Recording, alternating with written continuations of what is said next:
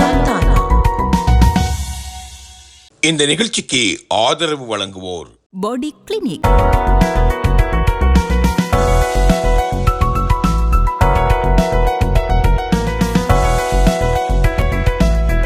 நலம் தானா. நலந்தானா நிகழ்ச்சியோடு சந்திக்கின்றோம் அன்புறவுகளே. மெய்வழியினுடைய அன்புறவுகள் அனைவருக்கும் வணக்கம். மீண்டும் மற்றொரு நலந்தானா நிகழ்ச்சியோடு உங்களை சந்திப்பதில் பெரும் மகிழ்ச்சி. நலந்தானா நிகழ்ச்சியில் கடந்த வாரத்திலே நாங்கள் ஏனைய பல நோய்களுக்கு பற்றி பேசியிருந்தோம். அது பற்றி ஹோமியோபதி சிகிச்சை முறைமைகளுக்கு கூடாக விதமான தீர்வுகளை வழங்குகிறார்கள் என்பது பற்றி டாக்டர் சதீஷ் முத்துலிங்கம் அவர்களுடன் நாங்கள் உரையாடியிருந்தோம். அந்த வகையில் மீண்டும் இன்னும் ஒரு நலந்தான நிகழ்ச்சியில் இந்த வாரம் நாங்கள் சந்திக்கின்றோம். குறிப்பாக சரும நோய்கள், தோல் வியாதிகள் பற்றியதான பதிவுகளை பற்றி நாங்கள் தரவுகளோடு நாங்கள் அவரை சந்திக்கப் போகின்றோம். குறிப்பாக ஆசிய நாட்டவரான நாங்கள் புலம்பெயர்ந்து இந்த நாடுகளுக்கு வந்த பொழுது எங்களுடைய சருமங்களிலே கணிசமானவர்களுக்கு பல தாக்கங்கள் செலுத்தப்பட்டிருக்கின்றது. அது சூரிய ஒளியினுடைய குறைபாடு, விட்டமின் டி குறைபாடு, இனி இதர காரணங்கள் என்று சரும நோய்களினால் பாதிக்கப்படுபவர்கள் ஏராளமானவர்கள் இருக்கிறார்கள்.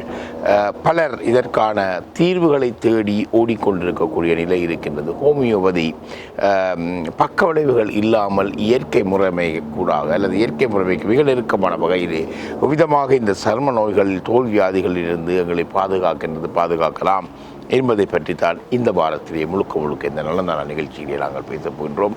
டாக்டர் சதீஷ் முத்துலிங்கம் அவர்கள் எங்களுடன் இருக்கிறார். அவரை நாங்கள் சந்திப்பது கூடாக இது பற்றிய தரவுகளை அதிகமாக கேட்டு பெற்றுக் கொள்ளலாம். வாருங்கள்.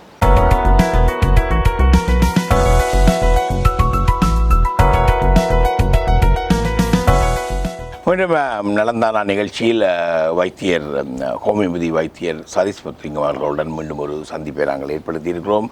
இன்றைய வாரத்தில் நாங்கள் குறிப்பாக இந்த சரும நோய்கள், சரும வியாதிகள் சம்பந்தமாகவும் அது சம்பந்தமான பிரச்சனைகளுக்கு விதமாக இந்த ஹோமியோபதி முறைமைகள் கூடாக ஒரு சிகிச்சையை நாங்கள் பெற்றுக்கொள்ளலாம் என்பது பற்றியதான ஆலோசனைகள் மிக முக்கியமானது. என்றால் குறிப்பாக ஆசிய நாடுகளிலிருந்து பயணப்பட்டு இங்கு குடியேறி வாழ்பவர்களுக்கு இந்த சருமம் தொடர்பான ஒரு பிரச்சினை மிக பொதுவான ஒரு பிரச்சனையாக இருக்கிறது. என்றால் நாங்கள் சூரிய ஒளி நிறைந்த தேசங்களில் இருந்து வந்து ஒரு குளிர் பிரதேசங்களிலே வாழுகின்ற பொழுது எங்கள் சருமங்கள் இந்த சீதோசன நிலைமைகளை உள்வாங்குவதற்கு ஏற்படுகின்ற சிரமம் காரணமாக பல சரும வியாதிகளை நாங்கள் எதிர்நோக்குகிறோம். எங்களில் பலருக்கு வந்த அனுபவம் இருக்குது. எனவே இவற்றை பற்றி பேசுவதற்கான ஒரு விரிவான தளமாக இன்றைய நாள் அமையப் போகிறது. வணக்கம் டாக்டர். வணக்கம். மீண்டும் உங்களுக்கு வணக்கத்தை சொல்லிக்கொண்டு, சரி, இப்போ முக்கியமாக நான் ஏற்கனவே சொன்னதை போல நாங்கள் எல்லோரும் இந்த தொலைக்காட்சிக்குள்ளாக இலக்கு வைக்கப்படுகின்றவர்கள். நாங்கள் எல்லாரும் பொதுவாக இந்த நாடுகளுக்கு புதிதாக பழக்கப்பட்டிருக்கிறோம். ஆசிய நாடுகளிலிருந்து குடியேறி வந்தவர்களாக இருக்கிறோம். அதனுடைய காலப்பகுதி சில 30, 40, 50 வருடங்களுக்கு மேற்பட்ட வாழ்க்கையை இங்கு வாழ்ந்தாலும் கூட எங்களுடைய தோல், சருமம் இந்த சீதோசன நிலைக்கு இன்னும் சரியாக பழக்கப்படாத ஒரு நிலை இருக்கிறது என்பது போன்ற ஒரு பார்வை இருக்கின்றது.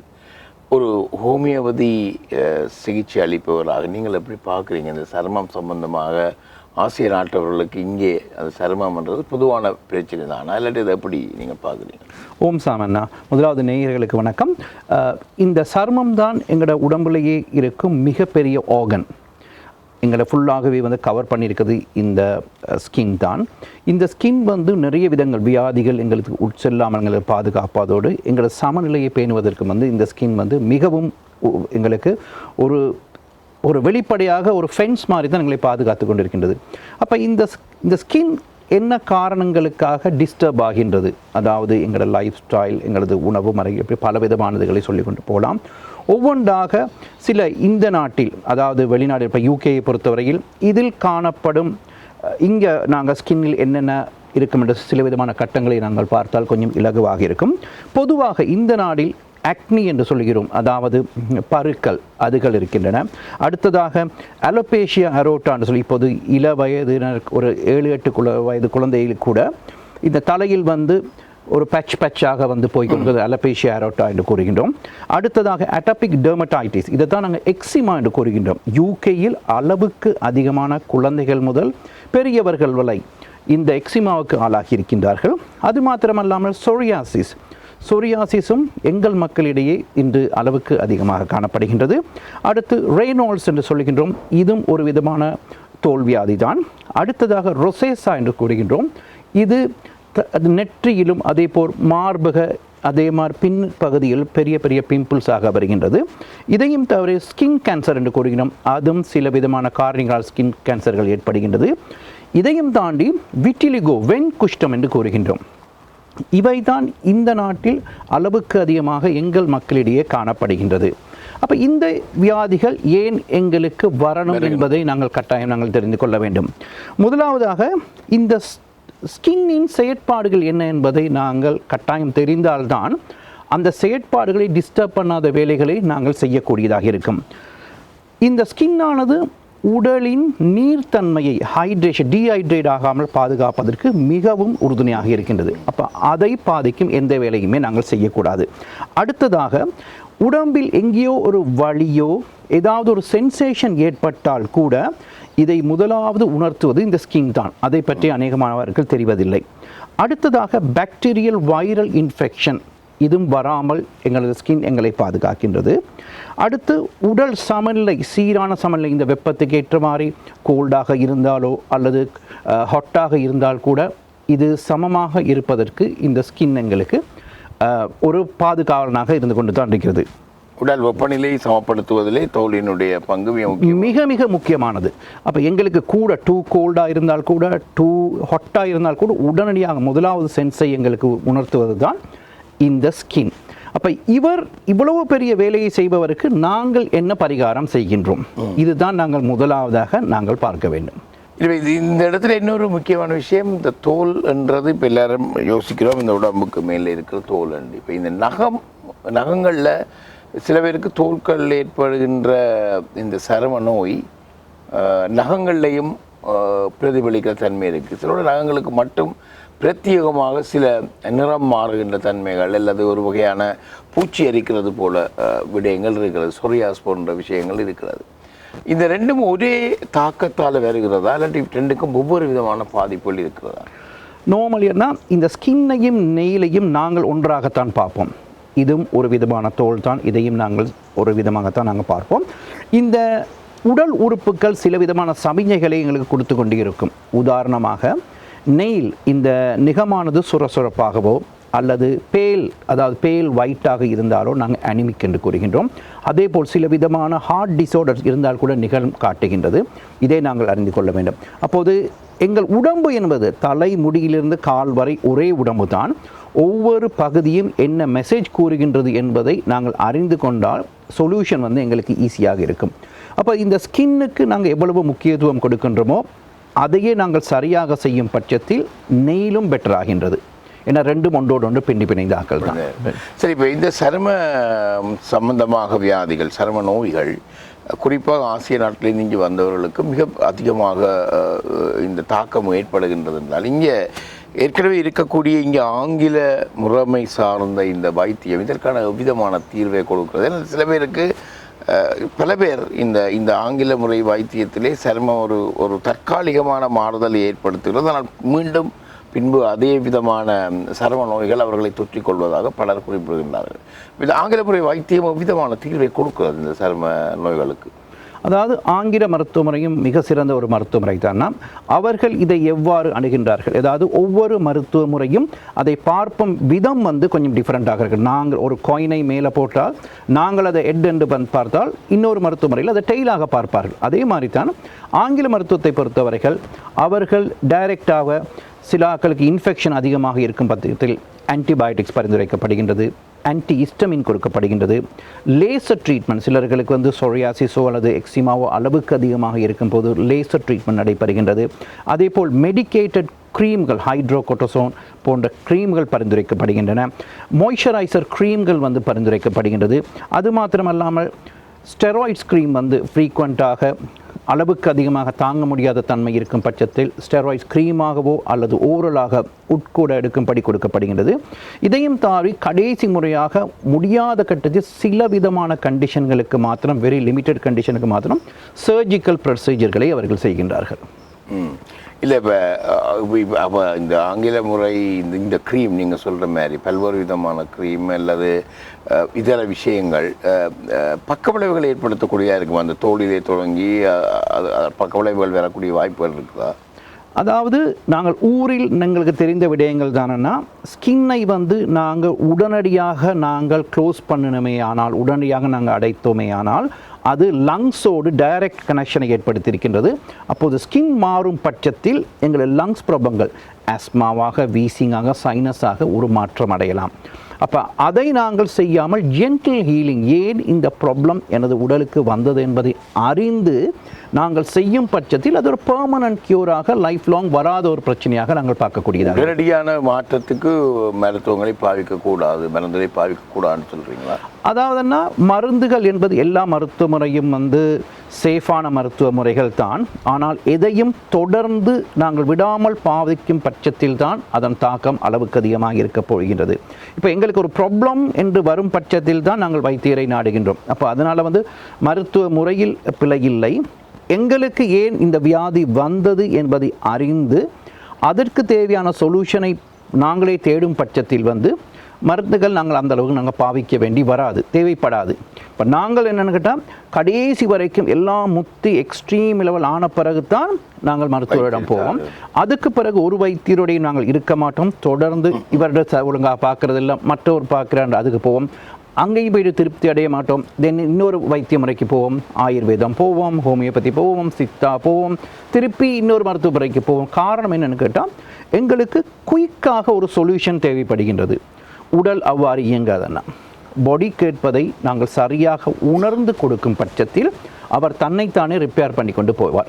அப்போ ஒருத்தருக்கு எக்ஸிமா வந்து அட்லீஸ்ட் ஒரு 5-6 இயர்ஸ் அவர் சஃபர் பண்ணும் பட்சத்தில் நாங்கள் எங்களது ஹோமியோபதி முறையில் குறைந்தது ஒரு 2 to 2.5 இயர்ஸ், சில ஆக்களுக்கு 3.5 இயர்ஸ் கூட படிக்கிறது. அந்த காலம் எடுத்து அவர்களை சரி செய்யும் பட்சத்தில் இனியில்லாதவாறு பயங்கரமான ஒரு ஸ்கின்னும் பெட்டராகி வந்து கொண்டு தான் இருக்கின்றார்கள். இதை நாங்கள் உணர்ந்து நாங்கள் செய்ய வேண்டும்.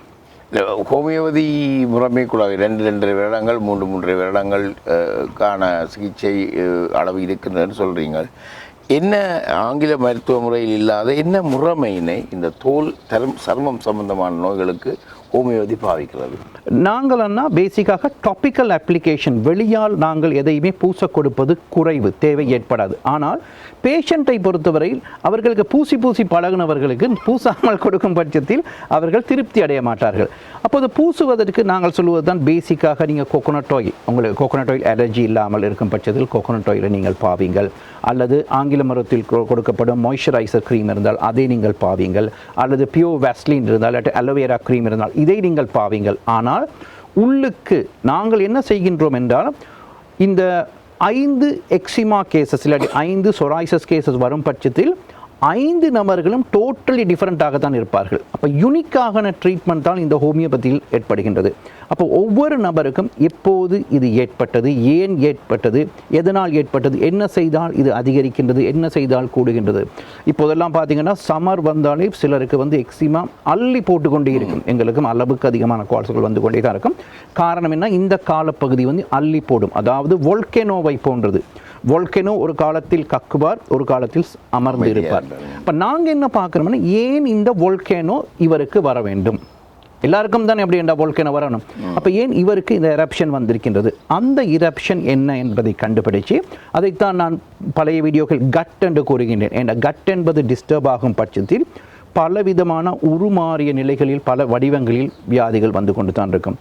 இதை நாங்கள் சரியாக அறிந்து அவருக்கு ஏற்றவாறு ஹோமியோபதி மருத்துவ முறையும் டயட் சேஞ்சஸும் லைஃப் ஸ்டைலையும் நாங்கள் மாறும் பட்சத்தில் சில விதமான நியூட்ரிஷன் சப்போர்ட்டும் தேவைப்படுகின்றது.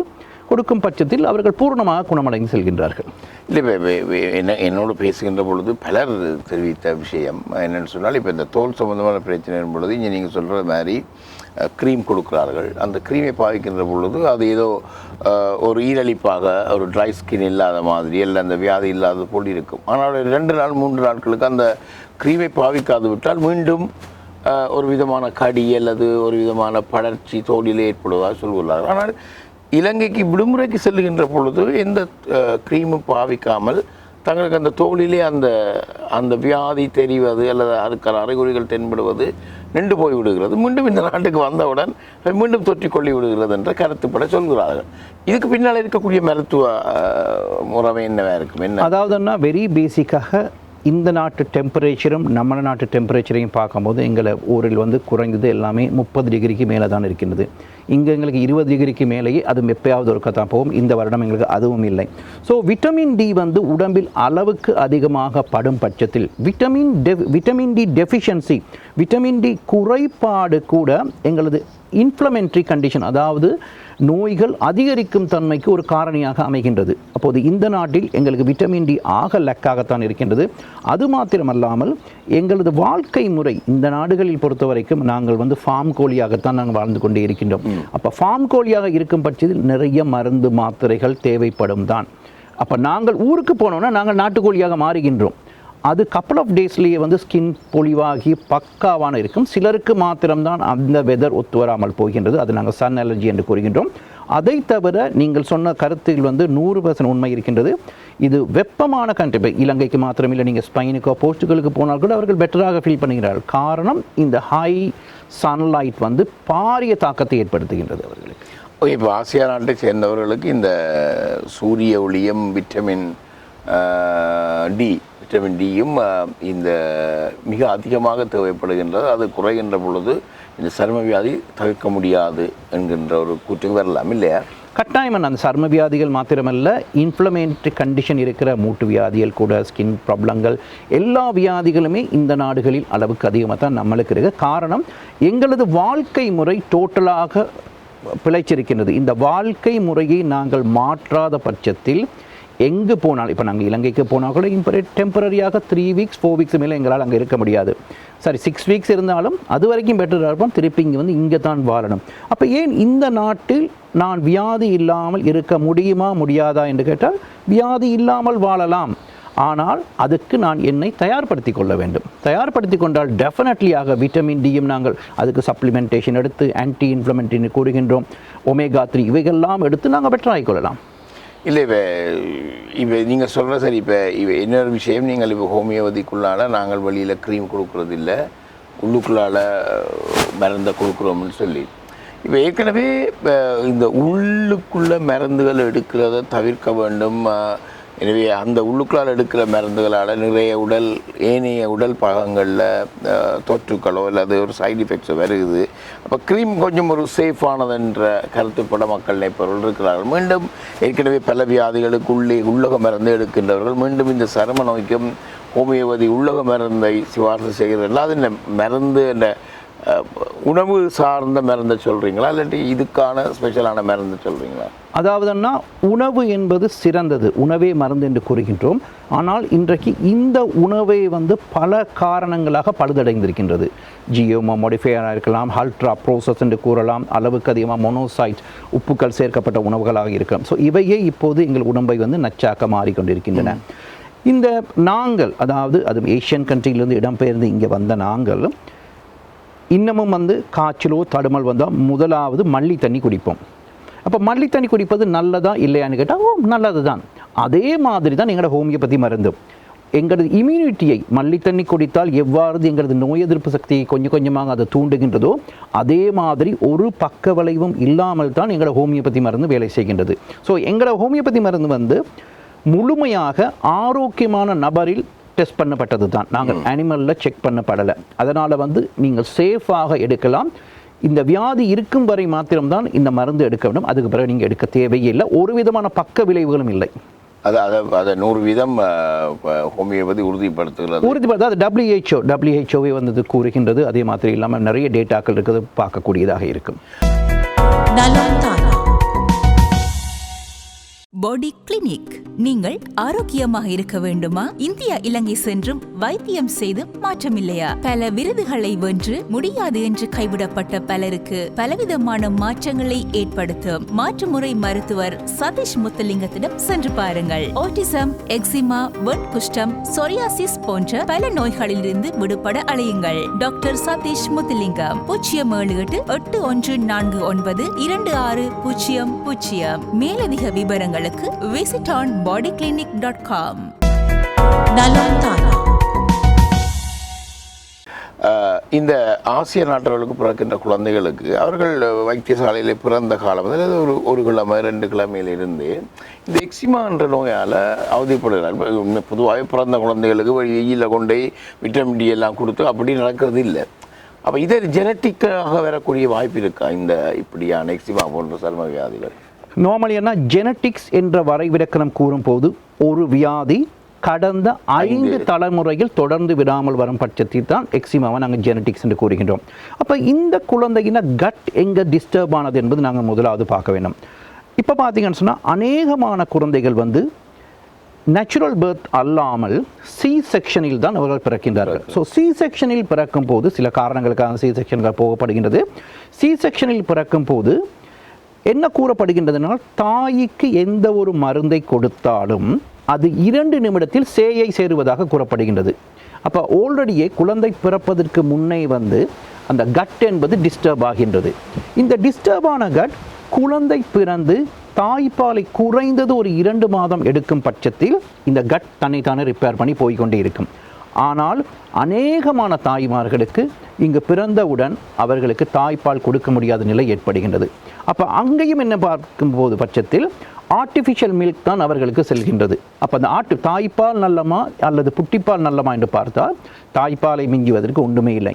அப்போ ஆல்ரெடியே இந்த கட் என்பது டிஸ்டர்ப் ஆகி இருக்கும் குழந்தைகளுக்கு பிறந்தவுடன் இந்த ஆர்டிஃபிஷியல் மில்க்கும் சென்றவுடன் வயிற்றில் கட் மைக்ரோப்ஸ் ரொம்பவே அவர்களுக்கு டிஸ்டர்ப் ஆகி அவர்கள் நோய் எதிர்ப்பு சக்தி சடுதியாக ட்ராப் பண்ணப்படுகின்றது. ஸோ வித்தின் 1 or 2 வீக்ஸுக்குள்ளேயே குழந்தைக்கு தடுமல் காய்ச்சல் ஏற்பட்டு ஆன்டிபயோட்டிக்ஸ் எடுக்க வேண்டிய நிலைமை ஏற்படுகின்றது. அப்போ இதுவும் பார்த்தீங்கன்னு சொன்னால் ஆல்ரெடியே சி செக்ஷனால் ஒரு குழந்தை டிஸ்டர்ப் ஆனது, குழந்தைய கட் பிறந்தவுடன் தாய்ப்பால் இல்லாமல் ஒரு டிஸ்டர்ப் ஆனது. தென் குழந்தை பிறந்தவுடனும் அவர்கள் நோய் எதிர்ப்பு சக்தி குறைந்து அதற்கும் வெவ்வேறான மருந்துகள் போகும்போது பட்சத்தில் இந்த குழந்தையின் கட் மிக மிக எளிவான நிலைக்கு சென்றுகின்றது. அதாவது இம்யூனிட்டி இல்லாத நிலைக்கு செல்கின்றது. அப்போது என்ன நடக்கும்னு சொன்னால் அப்போது தான் எங்களுக்கு அலர்ஜன்ஸ் என்ற ஒரு தன்மை ஏற்பட்டு அப்போ இருந்து இவர்கள் க்ரீம் போட ஆரம்பித்தவர்கள் தான் 18, 20, 25, 30 வயசு வரைக்கும் போட வேண்டிய நிலைக்கு தள்ளப்படுகின்றார்கள். அப்போ இது ஊரில் இருந்ததா என்று பார்த்தால் ஊரில் நாங்கள் தாய்ப்பாலை இல்லாத பட்சத்தில் இன்னொரு தாயிடம் இருந்து பாலை எடுத்து கொடுப்போம். அதுவும் இல்லாத பட்சத்தில் மாட்டுப்பாலும் இல்லாத பட்சத்தில் ஆட்டுப்பாலும் இல்லாத பட்சத்தில் தேங்காய் பால் கொடுத்து வளர்ந்து வந்த குழந்தைகள் எல்லாமே ஒரு வகையான இயற்கை சார்ந்த உணவாகத்தான் இருந்தது. அதை தான் நாங்கள் பார்க்க வேண்டும். இயற்கை, அதாவது எங்கள் கட் என்பது இயற்கை தான். இந்த இயற்கையை நாங்கள் செயற்கையாக நாங்கள் மாற்றும் பட்சத்தில் தான் பிரச்சனைகள் ஏற்படுகின்றது. இரண்டாவது, இந்த சரும வியாதியில் 2 வகையாக பார்க்குறோம். ஒன்று, ஒருவருக்கு சரும வியாதி வந்தால் அது மற்றவரை தாக்காது, அது தொற்றாக வராத சரும வியாதிகள் இருக்கின்றது. இன்னும் சிலது குடும்ப உறவினர்களுக்குள்ளேயே அந்த சருமம் தொற்றுவாக இருக்கிறது. சில வழியிலே ஒருவர் பாவித்த துவாயை டவலை இன்னொருவர் பாவிக்கின்ற பொழுதோ அல்லது படுக்கையிலே ஒருவர் படுக்கின்ற பொழுதோ இது வரக்கூடிய வாய்ப்பு இருக்கிறது. இந்த அதிகமாக இந்த ஆசிய நாட்டவரை தாக்குகின்ற இந்த சரும வியாதிகள் எப்படிப்பட்டது? மற்றவர்களுக்கு தொற்றுகின்ற சரும வியாதிகளாக இருக்கின்றது அதிகமாக உங்களுடைய அனுபவத்திலே?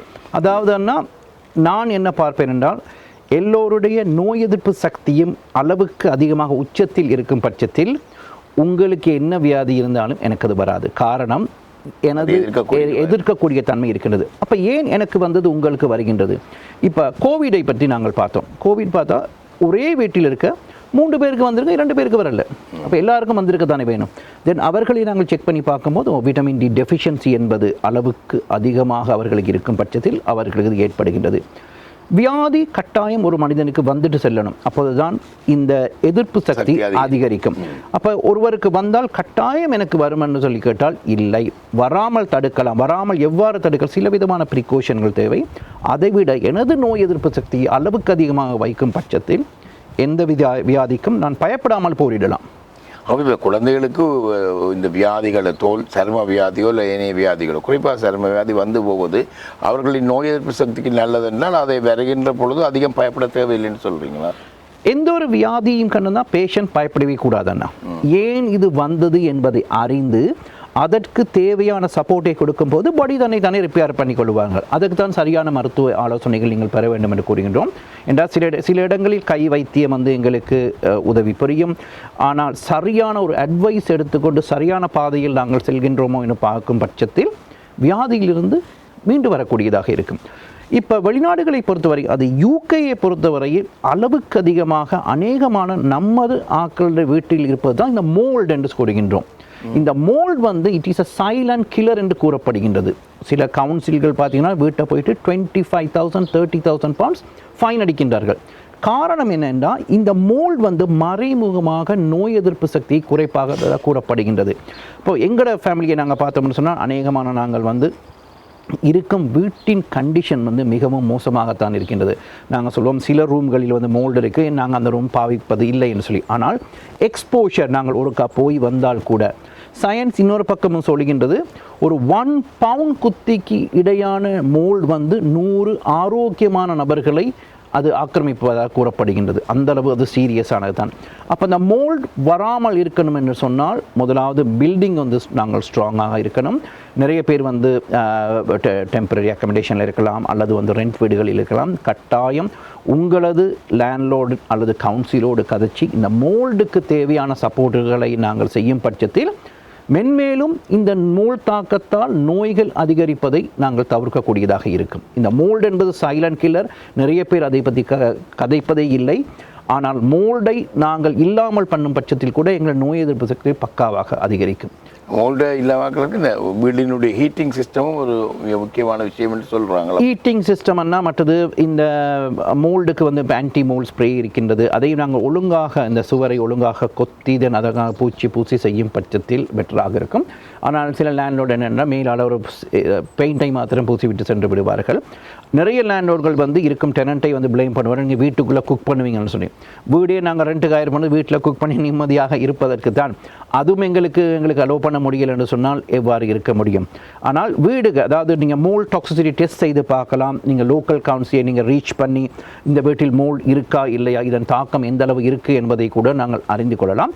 ஆனால் குழந்தைகளை தயவு செய்து இந்த மோல்ட் இருக்கும் அறைகளுக்கோ அல்லது வீட்டில் மோல்ட் இருந்தால் கூட இந்த வீடுகளை நீங்கள் மாற நினைப்பது தான் ஆரோக்கியமானதாக இருக்கும். இந்த மோல்ட் வந்து நேரடியாக தோலை பாதிக்கிறதா அல்லது சுவாசங்களுக்குள்ளால் சென்று ஏனைய எங்களுடைய ஓகன்ஸை பாதிக்குமா? அதாவது சுவாசத்துக்கு லங்ஸுக்குள்ள தான் முதலாவது போகுது. லங்ஸின் வெளிப்பாடு நான் முதலில் கூறியது போது லங்ஸின் வெளிப்பாடு வந்து எங்களுக்கு ஸ்கின்னில் காட்டும். மறைமுகமாக நோய் எதிர்ப்பு சக்தியை வந்து குறைத்து கொண்டு போவதால் வந்து வெரி ஃப்ரீக்வெண்டாக எப்போதுமே வந்து கன்ஜஷன், அதாவது நாசி தும்மி கொண்டோ அல்லது மூக்குக்கு மேல் தொண்டை அரித்து கொண்டோ காது கடித்து கொண்டோ இவ்வாறு இருந்து கொண்டு இருக்கும். அநேகமான பேஷண்ட்களை நாங்கள் பார்க்கும் பட்சத்தில் பாவம் அவர்களது கண்டிஷனை நினைத்தால் சில காரணங்களுக்காக அந்த வீடுகளுக்கு போய் அதுவே இவர்களுக்கு எமனாக வந்து முடிகிற அளவு இருக்கின்றது. இதுக்கு கட்டாயம் முக்கியத்துவம் கொடுத்தால் மாத்திரம்தான் இதிலிருந்து வெளியில் வரக்கூடியதாக இருக்கும். அடுத்தது இப்போ ஒன்று இந்த சர்ம நோய்க்கு விட்டமின் டி அல்லது சூரிய ஒளி குறைபாடுகள் எங்களுடைய வாழ்க்கை முறை காட்ஸ் என்ற விஷயத்தை சொன்னாலும் கூட இந்த ஏற்கனவே இருக்கக்கூடிய எக்ஸிஸ்டிங் டிசீஸ், இப்போ சர்க்கரை நோய் போன்ற வியாதிகளை உடையவர்களுக்கு சர்ம வியாதி அதிகமாக தொற்றுவதற்கு காரணம் அவர்களினுடைய இம்யூன் குறைவாக இருப்பது காரணம் அல்லது வேறு பல மருத்துவ காரணங்கள் இருக்கலாமா? அதாவது ஸ்கின் கண்டிஷன்னா அதுவும் இந்த டயபெட்டிக் இருப்பவர்களுக்கு, ஆட்டோஇம்யூன் கண்டிஷன், நாங்கள் தைராய்டு இருப்பவர்களுக்கு, அதே போல் ஆல்ரெடி ஆர்த்ரைட்டிஸ் இருப்பவர்களுக்கு கூட ஸ்கின் டிசீஸ் வந்து இலகுவாக வர்றதுக்கு நிறைய வாய்ப்புகள் இருக்கின்றன. ஆனால் வரும் பட்சத்தில் கூட ஸ்கின்னை வடிவாக நாங்கள் மெயின்டைன் பண்ணி கொண்டு ஹெல்த்துக்கு தேவை, ஏன்னா ஒரு உடம்பு தான் பல விதமான சமிஞ்சைகளை எங்களுக்கு கொடுத்து கொண்டே இருக்குது. அதில் டயபெட்டிக்கும் ஒரு விதமான சமிஞ்சை, ஸ்கின்னும் ஒரு விதமான சமிஞ்சை, அதே தைராய்டாக இருந்தாலும் அது ஒரு விதமான சமிஞ்சை. ஸோ ஒரு பாடியில் பல விதமான சமிஞ்சைகள் பாடி கொடுக்கின்றது. ஏன் இந்த பாடி இந்தளவு சமிஞ்சைகள் எனக்கு கொடுத்து கொண்டிருக்கிறது? ஒரு காரை போல் தான், ஒரு காரில் பலவிதமான லைட்டுகள் பத்தும்போது நான் மெக்கானிக்கலில் போகின்றோம். அதே மாதிரி எனது உடலை நான் அறிந்து அதற்கு தேவையான சப்போர்ட்டை பண்ணும் பட்சத்தில், சுகரை நாங்கள் மினிமம் லெவலுக்கு நாங்கள் பேலன்ஸ் பண்ணி வைக்கும் பட்சத்தில் ஸ்கின்னும் பெட்டராகத்தான் செல்கின்றது. லைஃப் ஸ்டைலை நாங்கள் கட்டாயம் நாங்கள் மாற்ற வேண்டும். அது இன்னொரு முக்கியமான விஷயமே நான் ஏற்கனவே சொன்னதை போல் இந்த எக்ஸிஸ்டிங் டிசீஸ், ஏற்கனவே இருக்கக்கூடிய சர்க்கரை நோய், தைராய்டு போன்ற இந்த விடயங்களால் வருகின்ற தோல் சம்பந்தமான சரும வியாதிகளுக்கு அங்கால இந்த மன அழுத்தம், டிப்ரெஷன் ஸ்ட்ரெஸ் லெவல் அதிகமாக இருக்கின்ற இந்த விஷயங்கள் சருமத்தை பாதிக்கிறது என்று பரவலாக நம்பப்படுகிறது. எனக்கு தெரியாது அதனுடைய மருத்துவ ரீதியான நிரூபணங்கள் என்ன என்று. அப்படித்தான் அது இந்த ஸ்ட்ரெஸ் லெவலால் ஸ்கின் அலர்ஜி வரக்கூடிய வாய்ப்பு இருக்குதா? ஸ்ட்ரெஸ் என்பதுனா எல்லாத்தையுமே ட்ரிகர் செய்யக்கூடியதான். ஸ்ட்ரெஸ் என்பது உடலில் ஏற்படும் பட்சத்தில் கோர்ட்டிசோல் என்ற ஒரு கெமிக்கல் ரியாக்ஷன் உடம்பில் ஏற்படும். இந்த கோர்ட்டிசோல் கூட நாங்கள் சினக்கும் தன்மை ஏற்படும், அரிக்கும் தன்மை ஏற்படும், எல்லாமே செய்யும். அப்போ இந்த ஸ்ட்ரெஸ் ஒரு மனிதனுக்கு அதிகமாக இருந்தால் இந்த எக்ஸிமா அல்லது சொராய்சிஸ் இது எல்லாமே கூடத்தான் செய்யும். உதாரணமாக இந்த O level 11+ அதே போல் இந்த பர்டிகுலராக இந்த A level எடுக்கும் நபர்களை நாங்கள் பார்க்கும் பட்சத்தில் அளவுக்கு அதிகமாக பேரண்டின் ப்ரெஷர் அவர்கள் அளவுக்கு அதிகமாக இருக்கும். இதன் வெளிப்பாடு சினந்து கொண்டே சொரிஞ்சு கொண்டே இருப்பார்கள். ஸோ இந்த எக்ஸாம் முடியும் வரை இந்த ஸ்ட்ரெஸ் அவர்கள் இருக்கத்தான் போகுது. அதன் வெளிப்பாடு இந்த ஸ்கின் ப்ராப்ளம் கூடுவாகத்தான் இருக்கும். இவற்றையெல்லாம் விட இது ஒரு பொதுவாக நாங்கள் பார்த்தோம். இவற்றையெல்லாம் விட மருத்துவ ரீதியாக உங்களுடைய பார்வையில் இந்த தோல் வியாதிகள் வருவதற்கு வேறு என்னென்ன காரணங்கள் இருக்கலாம்? உங்களோட லைஃப் ஸ்டைல்லையோ இல்லாட்டி வேறு என்ன சூழலியல் காரணங்கள், வேறு மருத்துவ காரணங்கள் இருக்குமா அதுக்கு? ஆமாண்ணா, இந்த தோல் வியாதி ஒரு வியாதி ஒரு மனிதனுக்கு வர வேண்டுமாயின் பலவித காரணங்கள் இருக்கின்றன. முதலாவது பாக்டீரியல் இன்ஃபெக்ஷன் என்று கூறுகின்றோம். எங்களது ஏர் ஃபாலிகல்ஸ், எங்களது இந்த மயிர்களின் ஊடாக பாக்டீரியா இன்ஃபெக்ஷன் உட்சென்று அது ஒரு வெளிப்பாட்டை எங்களுக்கு ஏற்படுத்தலாம். அதே போல் தைராய்டு, கிட்னி ப்ராப்ளங்கள் இருப்பவர்களுக்கு தோல் வியாதிகள் அளவுக்கு அதிகமாக வரும்.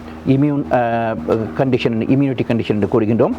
அடுத்ததாக என்வாயன்மெண்டல் டாக்ஸின், நான் முதலாவது மோல்டு என்று கூறுகின்றேன். அதே போல் பொல்யூஷன், அளவுக்கு அதிகமான வெளியில் இருக்கின்றன. இவைகளும் எங்களுக்கு அதே மாதிரி உணவுகளுக்கு நாங்கள் பாவிக்கும் செய்முறைகளுக்கு அவர்கள் பாவிக்கும் கெமிக்கல்ஸ் ரியாக்ஷன்ஸ் கூட டாக்ஸினாக எங்களுக்கு மாற்றம் அடைகின்றன. அடுத்துதான் இந்த ஜெனட்டிக்ஸ் என்று கூறுகின்றோம். இந்த ஜெனட்டிக்ஸ் என்பது வலுக்குறைவு இருந்தாலும் சிலருக்கு நாங்கள் பரம்பரையாக இந்த சொராய்சிஸ் இருக்கிறதாக நாங்கள் பார்ப்போம். ஆனால் அதுவும் 2 அல்லது 3 தலைமுறைக்கு முன் அவருக்கு இருக்கிறதற்கு வாய்ப்பில்லை. ஜெனட்டிக்ஸ் என்பது ஒரு மிக குறைந்த அளவு தான், அதையும் நாங்கள் பார்க்க வேண்டும். அடுத்தது வேறு வியாதிகளுக்கு மருந்து எடுப்பவர்களுக்கு, உதாரணமாக IBS என்று கூறுகின்றோம். இந்த IBSக்கு தொடர்ந்து லாங்காக மருந்து எடுப்பவர்களுக்கும் பலவிதமான தோல் வியாதிகள் வந்தவனம் தான் இருக்கின்றன. அடுத்து இந்த ஃபங்கல் இன்ஃபெக்ஷன், இப்போ காலில் ஒரு நிகம் ஒரு கருக்கும் பட்சத்தில் அதை நாங்கள் ஃபங்கஸ் என்று கூறுகின்றோம். இவ்வாறாக இருக்கும் பட்சத்தில் கூட இதுவும் எங்களது தோல் வியாதிகளை எங்களுக்கு அளவுக்கு அதிகமாக ஏற்படுத்தும். இந்த நான் முதலில் மோல்டு என்று சொன்னோம், அதுவும் ஒரு விதமான ஃபங்கி தான். அப்போ பார்த்தீர்கள்னா எல்லாத்துக்கும் ஒரு விதமான லிங்கல் இருந்து கொண்டே தான் இருக்கின்றது. டயபெட்டிஸ், அதாவது டயபெட்டிஸ் இருப்பவர்களுக்கு இலகுவில் வியாதிகள் வரும். என ஆட்டோஇம்யூன் கண்டிஷன் என்பதால். அப்போ டயபெட்டிஸை நான் சரியாக மேனேஜ் பண்ணும் பட்சத்தில் தோல் வியாதிகளில் இருந்து நாங்கள் விலகி நிற்கலாம். அதே போல் இந்த புவர் லைஃப் ஸ்டைல் என்று கூறுகின்றோம். அநேகமானவர்கள் வெளியில் நடப்பதில்லை, வீட்டில் குந்தியே இருப்பார்கள், சன்லைட்டில் கூட படுவதில்லை. ஸோ வீட்டிற்குள்ளேயே நாங்கள் இருக்கும்போது ஒரு ஃபார்ம் கோழியாக மாறுகின்றோம். ஃபார்ம் கோழியாக மாறும் பட்சத்தில் கட்டாயம் வியாதிகள் எங்களுக்கு வந்த வண்ணமே தான் இருக்கும். அடுத்ததாக புவர் ஸ்லீப், நித்திரையும் எங்களது உடல் பெட்டர் ஆவதற்கு கட்டாயம் அவசியமானது ஒன்று. நித்திரையின்மை அல்லது நித்திரையை நாங்கள் மாறி படுக்கும் பட்சத்தில் இரவு பெட் டைம் 9 to 6 என்று கூறுகிறோம். இதை தவிர்த்து நாங்கள் மார்னிங் 6 நைட் 6 வரைக்கும் படுக்கும் பட்சத்தில் கூட சர்க்கிள் மாறுகின்றது. இதுவும் எங்களது ஹோமோனில் பெரிய ஒரு தாக்கத்தை ஏற்படுத்தி அதுவும் எங்களது வியாதியை அதிகரிக்க செய்கின்றது. அதனால்தான் இந்த எக்ஸிமா இருப்பவர்களுக்கு கட்டாயம் நீங்கள் பெட்டுக்கு செல்வதை ஒரு ரூட்டீனாகவே வைத்துக் கொள்ளுங்கள். நீங்கள் 9-10க்கு நீங்கள் செய்து காலையில் 6 மணிக்கு எழும்பதாக வைத்துக் கொள்ளுங்கள். அது மாத்திரமல்லாமல் நித்திரைக்கு செல்வதற்கு குறைந்தது 2 ஹவர்ஸுக்கு முன் மொபைல்களை நீங்கள் ஸ்விட்ச் பண்ணுங்கள் என்று ஒரு அறிவுரை கூறுகின்றோம். காரணம் இல்லாத இன்ஃப்ளமேஷன் அதிகமாகத்தான் இருக்கும். அதையும் நாங்கள் தவிர்க்கும் பட்சத்தில் தான் இது பெட்டராக இருக்கும். அது மாத்திரமல்லாமல் சில விதமான மருந்துகள், சில விதமான வேக்சின்கள் கூட சிலர்களுக்கு எக்ஸிமாவை ஏற்படுத்தி கொண்டு தான் இருக்கிறது. எல்லாருக்கும் ஒத்துப்போகிறது, சிலருக்கு அது ட்ரிகர் பண்ணத்தான் செய்கின்றது. அதையும் நாங்கள் தெரிந்து கொள்ள வேண்டும். அடுத்தது இப்போ இந்த சரும நோய்களுக்கு பலவிதமான க்ரீம் அது இது நிறைய சிகிச்சை முறைமைகள் இருந்தாலும் கூட நேச்சுரலாக இயற்கை முறையின் அடிப்படையில் ஹோமியோபதி இயற்கை முறை வைத்தியமாக சொல்லப்படுகிறது. நீங்கள் என்னத்தை சஜஸ்ட் பண்ணுவீங்க இயற்கையாக இந்த சரும நோய்களை கட்டுப்படுத்துவதற்கு, அது இல்லாமல் செய்வதற்கு என்ன வழிமுறைகளை கையாளலாம்?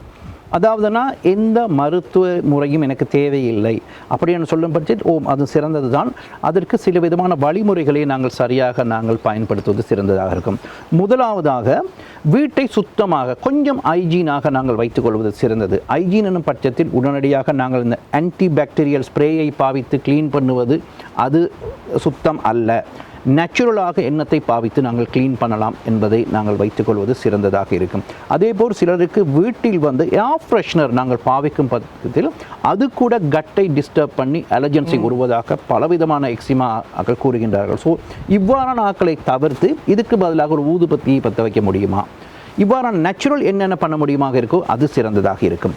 அடுத்ததாக அலுமினிய பாத்திரத்தில் சமைப்பதை குறைத்துக் கொள்வது மிகவும் சிறந்ததாக இருக்கும். காரணம், அலுமினிய டாக்ஸிசிட்டி கூட இந்த எக்ஸிமாவை ஸ்கின் ப்ராப்ளத்தை ட்ரிகர் பண்ணுவதாக பல ஆராய்ச்சிகள் கூறுகின்றன. அதையும் நாங்கள் முடியுமான வரைக்கும் தவிர்ப்பது நல்லது. அடுத்தது, எங்கள் ஜீன்ஸுக்கு ஒத்த உணவுகளை தேடி தேடி நாங்கள் உண்ணுவது தான் எங்களுக்கு சிறந்ததாக இருக்கும். ஆனால் நாங்கள் மாறி எங்களுக்கு இல்லாத பலவிதமான உணவுகளை நாங்கள் தொடர்ந்து உண்ணு கொண்டிருக்கிறோம். அதுவும் எங்களது கட்டை டிஸ்டர்ப் பண்ணும். கட்டை டிஸ்டர்ப் பண்ணும் பட்சத்தில் அந்த தாக்கத்திலிருந்து வெளியில் வர மிகவுமே கஷ்டப்பட்டு கொண்டிருக்கும். அதனால் பலவிதமான மருந்தை தான் நாங்கள் தேட வேண்டிய நிலைக்கு நாங்கள் தள்ளப்படுவோம். நீர் குறைந்தது 1 லிட்டரிலிருந்து 1.5 லிட்டர் நீர் வரை கட்டாயம் அவர்கள் பருந்துவது தான் தினமும் நாளொன்றுக்கு குறைந்த அவர்களுக்கு ஹைட் அண்ட் வெயிட்டுக்கு ஏற்றாறு குறைந்தது 1.5 லிட்டர் வரை அவர்களுக்கு குறைந்து சிறந்ததாக இருக்கும். அது மாத்திரமில்லாமல் தினமும் 1 மணித்தியாலம் வெளியில் நடக்க வேண்டும். அப்போது தான் இந்த பாக்டீரியங்களை நாங்கள் ஃபேஸ் பண்ணுவோம். கட்டும் ஹைஜீனாக மாறும். அப்போது இம்யூனிட்டி மிகவும் நல்லதாக இருக்கும். அது மாத்திரமல்லாமல் இப்போது இருப்பது போல் நல்ல விட்டமின் டி உடம்புக்கு தேவைப்படும் பட்சத்தில் எடுக்கும் பட்சத்தில் நோய் எதிர்க்கும் தன்மை சடுதியாக எங்களுக்கு அதிகரிக்க பார்க்கக்கூடியதாக இருக்கும். முடிந்தால் இந்த ஸ்கின் ப்ராப்ளம் இருப்பவர்கள் ஆட்டுப்பாலுக்கு மாறுவது மிகவும் சிறந்ததாக இருக்கும். ஊரில் பார்த்தோமேயானால் அஸ்மாவோ அல்லது ஸ்கின் ப்ராப்ளமோ இருந்தால் வீட்டில் ஒரு ஆடையை வேண்டி விடுவார்கள். வேண்டி எங்களுக்கு ஆட்டுப்பாலை தடுப்பார்கள். இன்று நவீன சயின்ஸ் என்ன கூறுகின்றது என்றால், இந்த ஆட்டுப்பாலில் கேசின் என்ற புரோட்டீன் இல்லை என்று கூறுகின்றது. அப்போ இதை நாங்கள் மாறி பார்க்கும் பட்சத்தில் எங்களுக்கு பேரண்ட்ஸுக்கு கேசினை பற்றி தெரியாது. ஆனால் குழந்தைக்கு எது சிறந்தது என்பதை அவர்கள் அறிந்து அவர்கள் கொடுத்தார்கள். அதனால் ஆட்டுப்பால் மிக சிறந்ததாக இருக்கும். ஆனால் ஆட்டுப்பால் என்னும் பட்சத்தில் அதுவும் ஃப்ரெஷ்ஷான ஆட்டுப்பாலை பற்றி தான் கூறுகிறேன். இப்போ ப்ரோசஸ் ஆட்டுப்பாலும் வந்துவிட்டது. அது இல்லாமல் ஃப்ரெஷ்ஷான ஆட்டுப்பால் எங்கள் யூகேயில் பலவிதமான சூப்பர் மார்க்கெட்டுக்கு நாங்கள் எடுக்கலாம். அதுக்கு மாற்றுவதற்கு சிறந்ததாக இருக்கும். அடுத்ததாக, இந்த நித்திரை மிகவும் அவசியம். இதுவும் இரவு 9 மணியிலிருந்து காலை 6 மணி வரை டீப் ஸ்லீப்புக்கு அவர்கள் செல்ல வேண்டும். இந்த ஸ்லீப்பை டிஸ்டர்ப் பண்ணும் எதையுமே செய்ய வேண்டாம். அப்போது தான் ஸ்கின்னை நாங்கள் பெட்டர் ஆக்கலாம். வீட்டில் மோல்டு இல்லாமல் பார்த்து கொள்ளவும் அதுவும் மிக முக்கிய காரணி. அப்படி எதுவும் இருந்தால் அதுக்கு தேவையான நடவடிக்கைகளை எடுத்து அதை க்ளீன் பண்ணுவது சிறந்ததாக இருக்கும். ஈரலை சுத்தமாக வைத்துக்கொள்ளவும், டீடாக்ஸ் என்று கூறுகின்றோம். இந்த ஈரலை சுத்தமாவதற்கு கைப்பான புளிப்பான என்னென்ன உணவுகள் இருக்கோ இவை அனைத்தையும் தேடி உதாரணமாக ஒரு பாவக்காய் எடுக்கணுமோ, ஒரு நெல்லிக்காய் எடுக்கின்றோமோ, அல்லது கீரை இங்கே எங்களுக்கு என்ன புளிப்பாக இருக்கணும் இது எடுக்கின்றோமோ, இது எங்கள் லிவர் டீடாக்ஸுக்கு மிகவும் உறுதுணையாக இருக்கும். இவரை தொடர்ந்து பாய்ப்பதும் சிறந்ததாக இருக்கும். ஆல்கஹால் சிகரெட் பாவனையை முழுமையாக தவிர்ப்பது தான் சிறந்தது. வீட்டில் யாரும் பாவித்தால் கூட அதையும் காரணம், நான் குடிப்பதில்லை, நீங்கள் குடிப்பதில்லை, வீட்டில் இன்னொருவர் குடித்திருந்தால் கூட அவர் வீட்டில் நித்திரை கொள்ளும் பட்சத்தில் 3rd டிகிரி என்று கூறுகின்றோம். அதன் தாக்கங்கள் கூட இந்த மயோடாக்சின் எங்களை தாக்கலாம். அதையும் தவிர்த்து கொள்வது சிறந்ததாக இருக்கும். ஸ்வீட் உணவுகளை முற்றாக தவிர்ப்பது தான் மிகவும் சிறந்தது. இந்த இனிப்பு கலந்த எதுவாக இருந்தாலும் வீட்டில் பக்கமே எடுத்து வரவே வேண்டாம். காரணம், இவை வயிற்றுக்குள் சென்று இந்த கேண்டிடா என்ற ஒரு விதமான பூஞ்சினத்தை அளவுக்கு அதிகமாக வளர்த்து விடுவார்கள். இதனால் கட் பயங்கரமாக பாதிப்புக்குள்ளாகும். இது அதிகரிக்க இச் அதிகரித்து கொண்டு தான் இருக்கும். இதை செய்வது மிகவும் சிறந்ததாக இருக்கும். அது மாத்திரமல்லாமல் ஊரில் எங்களுக்கு கொடுத்த கஞ்சி, அதே போல் நல்ல லோக்கலில் கிடைக்கும் காய்கறிகள் பழங்களுக்கு முக்கியத்துவம் கொடுத்தது நல்லாக இருக்கும். கோகனட் மில்க், அதே போல் நல்ல ஸ்வீட் பொட்டேட்டோ, போன் ப்ராத், ஆட்டு எலும்பு சூப்புகள் எல்லாமே கொலஜனை அதிகரித்து எங்களது ஸ்கின் ஹீல் பண்ணதுக்கு உதவி புரியும். நல்லது. அற்புதமான பல தகவல்களோடு இன்று நாங்கள் சதீஷ் முத்துலிங்கம் ஹோமியோபதி சிகிச்சை நிபுணர் அவரோடு நாங்கள் இந்த விடயங்களை பேசியிருந்தோம். இந்த குறிப்பாக ஆசிய நாட்டிலிருந்து நாங்கள் இங்கே வந்திருக்கின்றோம். அது எங்கள் அதிகமானவர்களுக்கு சிலர் வெளியில் சொல்வார்கள், சிலர் வெளியில் சொல்ல மாட்டார்கள். சிலருடைய சர்ம வியாதிகள் வெளியில் தெரியும், சிலருக்கு தெரியாத உடலினுடைய ரகசிய இடங்களுக்குள் நின்று அவர்களை துன்பப்படுத்தி கொண்டிருக்கும். எனவே இந்த இந்த இந்த தகவல்கள் இதில் பார்த்து கொண்டிருக்கக்கூடிய பலருக்கும் பலவிதமான நன்மை பயத்திருக்கும் என்று நான் நம்புகின்றேன். ஏனென்று சொன்னால், நாங்கள் சர்மவியாதியினால் பொதுவாக பலர் இன்றைக்கு 175% மேற்பட்ட ஆசிய நாட்டவர்கள் பாதிப்புக்குள்ளாகி இருக்கின்றார்கள். ஆனால் அதற்கு மேலும் மருந்துகளை எடுத்து எங்களினுடைய நோய் எதிர்ப்பு சக்தியை குறைத்து கொள்கின்ற ஒரு விடயம் இருக்கின்றது. எனவே இந்த ஹோமியோபதி வைத்திய முறைமை பக்க விளைவுகள் இல்லாமல் இயற்கை முறையிலாக விதமாக எங்களுடைய நோய்களை சரி செய்து கொள்ளலாம் அல்லது குறைத்து கொள்ளலாம் என்பதற்கு நமக்கு பலருக்கும் இந்த தகவல்கள் பயனுள்ளதாக அமைந்திருக்கும் என்று நம்புகின்றேன். இவ்வளவு நேரம் இந்த தகவல்களை எங்களுக்கு வழங்கியதற்கு மெய்வழி எங்களுடைய நன்றிகளை தெரிவித்துக் கொள்கிறோம். மீண்டும் மற்றொரு நலந்தானா நிகழ்ச்சியில் இன்னும் ஒரு விடயம், மனிதர்களை பாதிக்கின்ற, மனிதர்களை அச்சுறுத்துகின்ற, குறிப்பாக தமிழர்கள் அல்லது ஆசிய நாட்டவர்களாகிய எங்களை கேள்விக்குட்படுத்துகின்ற இன்னும் ஒரு நோய் தாக்கம் பற்றியும், அதற்கு எப்படி ஹோமியோபதி சிகிச்சை முறைமை கூடாக நாங்கள் தீர்வுகளை நோக்கி நகரலாம் என்பதை பற்றியும் அடுத்த சந்திப்பிலே நாங்கள் பார்ப்போம். அதுவரை உங்களிடம் விடைபெற்றுக் கொள்ளும் சாம் பிரதீபன். நன்றி உறவுகளே.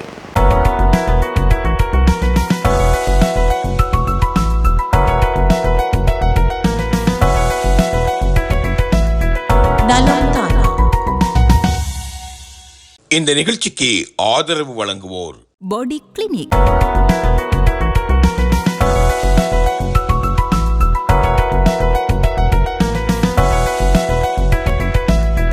நலம்